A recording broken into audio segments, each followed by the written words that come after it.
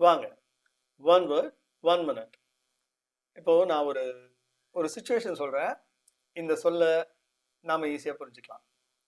ரோஜா படம் பார்த்துருப்பீங்க. அதுல அரவிந்த் சுவாமி வந்து பொண்ணு பார்க்க வருவார். இப்போ எனக்கு ஒன்று பிடிக்கல கிளம்பு அப்படின்னு அந்த பொண்ணு சொல்லிடுவாங்க. அப்பவும் அவர் வந்து பெருசா சத்தம் போட்டு சீன்லாம் போட மாட்டார். ஏன் அப்படின்னு லைட்டா கேட்பாரு.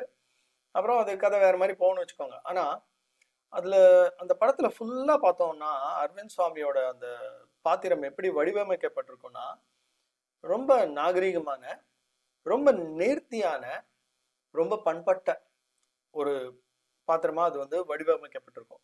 இப்படி நாகரீகம், நேர்த்தி, பண்பட்ட இந்த மாதிரியான பண்புகள் உள்ள ஆஹ், ஒரு பர்சனை வந்து எப்படி சொல்றது, அதுக்கான ஆங்கில சொல் தான் அர்பேன். அர்பேன் அப்படின்னா சொபிஸ்டிகேட்டட், எலிகண்ட், கல்ச்சர். எப்படி அதை வந்து சென்டென்ஸ்ல யூஸ் பண்றதுன்னு பாருங்க. Ramalingam is recorded by many as an urbane and charming doctor.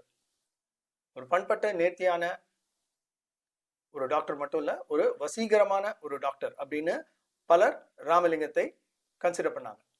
இதுதான் இந்த சென்டென்ஸினுடைய பொருள். அடுத்த சொல்லில் சந்திப்போம்.